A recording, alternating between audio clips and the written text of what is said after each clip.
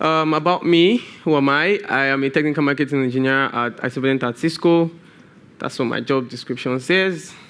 I'm a CNCF ambassador, and I'm an amateur Muay Thai fighter, so I do that during the weekends because I have to do stuff like this during the day.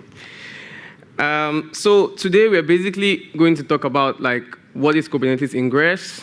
We're going to go over Kubernetes networking 101. Then we're going to talk about managing ingress at scale, the challenges that cloud native companies or people using cloud native technologies face.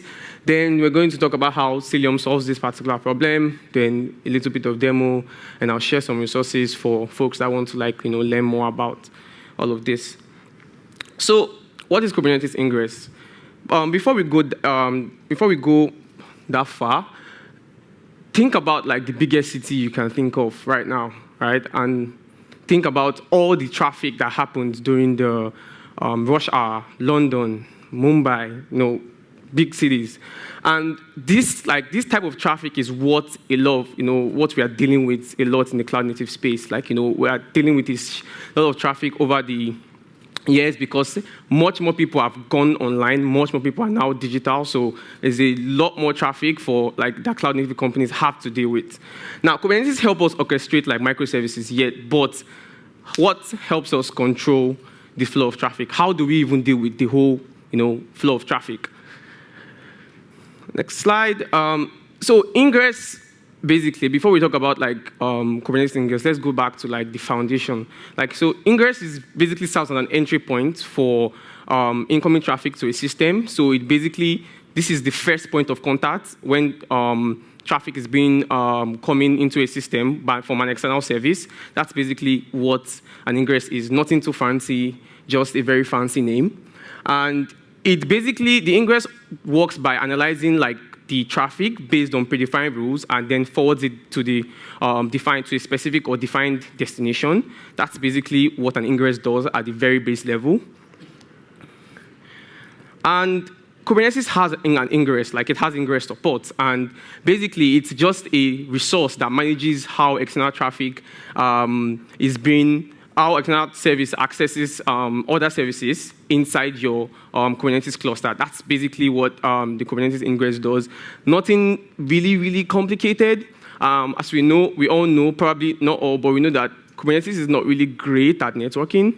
It's good at orchestrating containers, it's good at everything else, but networking it's not its greatest, forte. So the Ingress resource basically just manages how external traffic, accesses services within your clusters. So yes, traffic comes in, traffic is there, but at large scale, at a very large scale, it can be really complex, right? If you have a lot of services, you have a lot of microservices, you have a lot of traffic. For example, if you, the UK is the home of football and all of that. If you have a large number of people streaming a particular match, maybe a Champions League match or a Premier League match, for that particular platform like Sky or Sky Sports, it's a lot of traffic coming from just several people from different parts of the world. This can really, really be very complicated, right? And you have, and in multi-tenant environments, you have several issues because you have things like overlapping namespaces. You can have conflicting configurations because networking is hard. And then scaling, you can have load balancing complexities, latency spikes. And then, security, because people tend to test how strong your systems are. For example, Cloudflare had to deal with a DDoS attack very recently because, it's probably the biggest DDoS attack in the world. So things like this happen, right? So how do we deal with them? How do we handle things like this? So Ingress right now, it matters more than ever. Like I said, a lot more people have gone online. There's a lot more people using several, online services. So it matters more than ever. Getting your networking right matters more than ever because it's the first line of defense against external threats, and it is critical for ensuring performance and reliability. So it matters. So how do we effectively handle traffic? Because it is a very, very important part of running workloads in a cloud-native, environment. So before we go forward, we know that we have a problem, right? We know that Kubernetes is not great at networking. We know that Ingress is very important. We know that Kubernetes has an Ingress resource. Let's talk about what makes up the Kubernetes Ingress resource, right?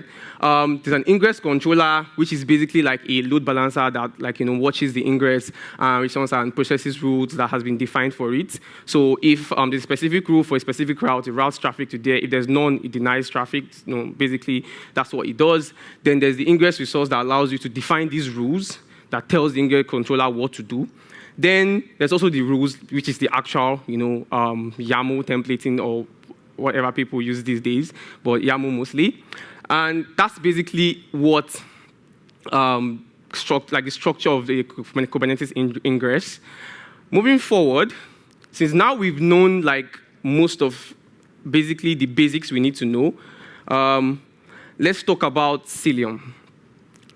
So before I started this talk, I asked if people were familiar with Cilium, and a very good number of people, funny enough, which means I do my job well.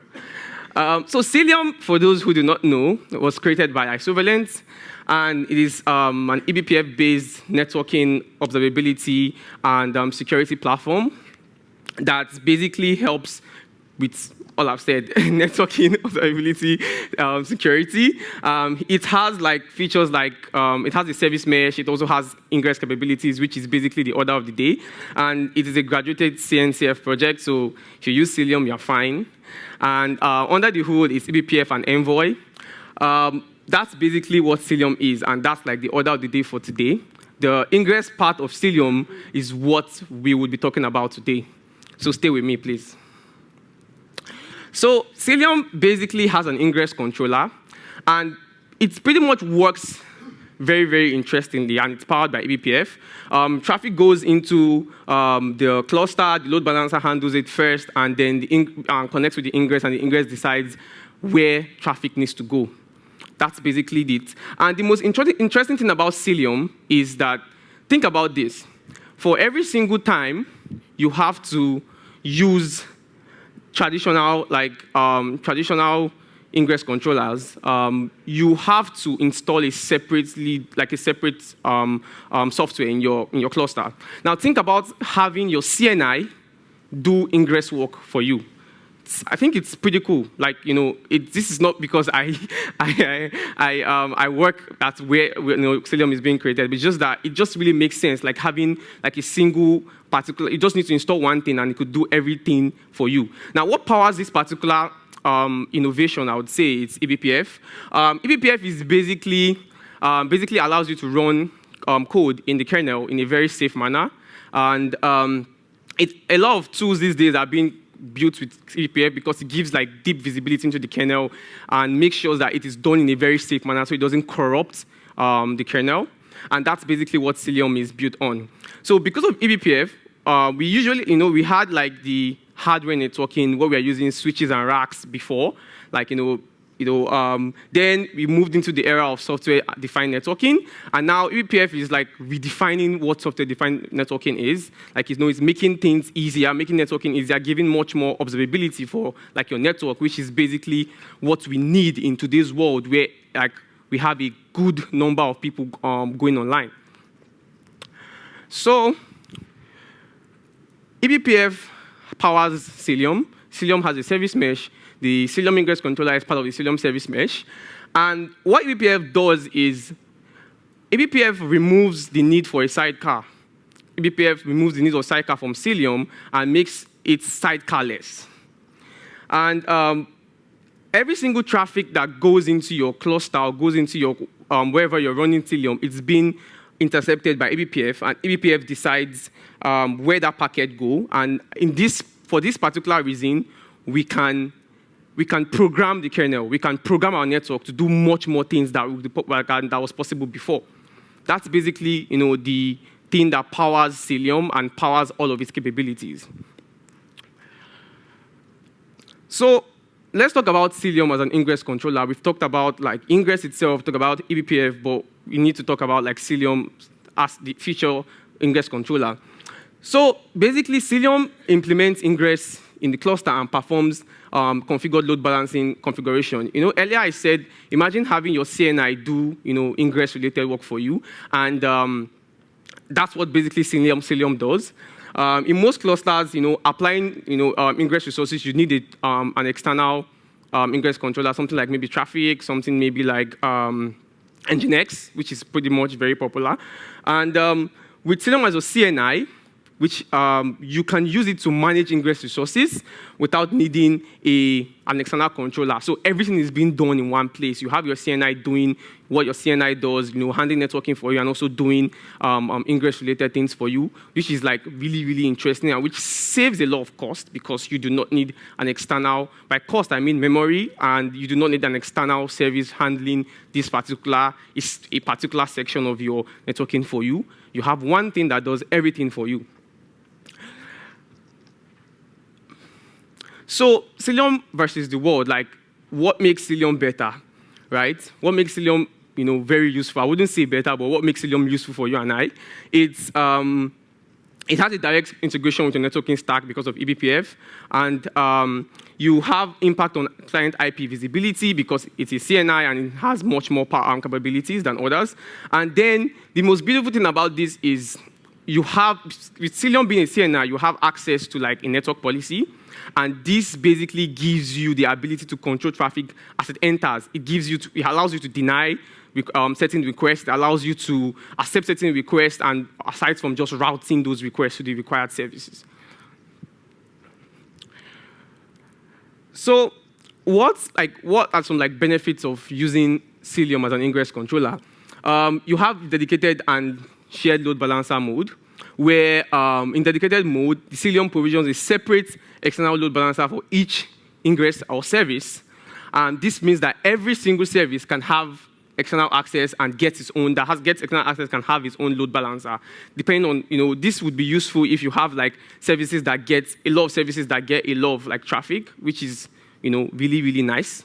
Then, and it also has a shared load balancer mode, which basically provisions multiple ingress resources, gets a single load balancer, external load balancer managed by the Cilium Ingress controller. If you do not have so much, services that need this, this amount of, need so much other load balancer, you can use this, and it's much more cheaper. So Cilium also has seamless TLS termination. You can use a self-signed certificate, or you can use a set manager to provision TLS for your services.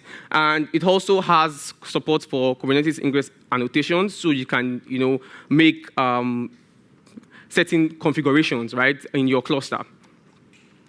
So let's do a simple demo, right? I feel like I've been talking too much, and it's just better to see what makes Cilium so great.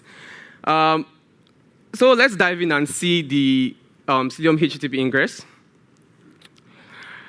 So to install Cilium, if you install Cilium, you need Helm. You also need the Cilium CLI, but Helm is really popular these days. So this particular command basically shows how to install Cilium as an ingress controller, and all you just need to do is set the ingress controller as enabled to be true, and you can also specify the load balancer mode if you want it to be shared or dedicated, and then you just roll out and restart. This assumes that you already have Cilium running, but you can also run a fresh installation with by just attaching this particular key to it, and you're pretty much good to go. So Cilium can become the default ingress controller by just setting the ingress controller to true, like I mentioned, and this will create ingress entries even when the ingress class is not set. So let's deploy a sample application. So this is a very simple microservice application from Istio. I think Istio has a repo that has microservices that shows several microservices. So this basically takes that and applies it and deploy. You can see all the services. You can also see the deployments. And then we can see that all our pods are running, which is good. So let's deploy a very basic ingress. This is basically a simple ingress, but the only difference between this and what you're used to is there's an ingress class name called Cilium, right? And you attach it to this particular ingress, and this instructs Kubernetes to use Cilium as the ingress controller for this resource. Pretty much very easy to set up, and you're good to go. Now, when you apply the ingress, you can see that Kubernetes already picks up that this is an ingress class, so we need to create an ingress resource, and the ingress has been created successfully. Moving forward, if we list all our services, you can see that the Cilium Ingress, basic ingress, has been created, and you can also see that a load balancer is a load balancer and an IP, and also an external IP has been attached to it. That's the Cilium load balancer IP address management. It automatically provisions IP for you. Then you can also list the ingress. You see that your ingress is available. Then the next step, we want to retrieve our load balancer IP so that we can make requests and see if it actually works, if actually Cilium does its job. So if you make an HTTP request to that particular, from an external, to that particular external address, you can get a 200, which means the service, you can reach the service from outside. Same thing if you also if you try to connect to that specific IP from outside cluster, you can also reach out to it, which means traffic is being routed appropriately. Now, however, you can't directly access other URL paths that weren't defined in the basic ingress we created earlier. That's one of the jobs of an ingress controller. So, for example, while we could get JSON data from the initial one, which is /address/detail/1, you will get a 404 for ratings because we did not define that path. So basically, that path would give you a 404. It does not exist technically. Now, you see, we can handle traffic, and this is one of the things that make Cilium really exciting, is you can handle traffic, but how can we observe our network flows as some form of observability is very crucial for if you're dealing with networking, you need to be able to see who's making what requests are being made. And Cilium has a very, very nice feature, an observability feature called Hubble, which I'm going to talk about now. So Hubble is an optional component of Cilium, which basically brings observability to the network stack. Hubble also uses eBPF, which is why it has that amount of power to be able to see into your network. It gives you the ability to visualize every request going through Cilium, and now Cilium acts as your ingress controller. So every single request that goes through your ingress controller, you could see it. And it also uses Cilium identities, and it provides visibility on the L7 layer, L3 layer, L3, L4 layer, and the L7 layer, which is really, really nice, especially at the L7 layer. Hubble can be used. You can use Hubble either with the Hubble CLI, or there's also a web UI that has a service map that visualizes everything, the flow of packets through your entire services, which is basically it. Now, this is a very simple, command that gives us all the traffic that's gone through the services in the namespace defaults.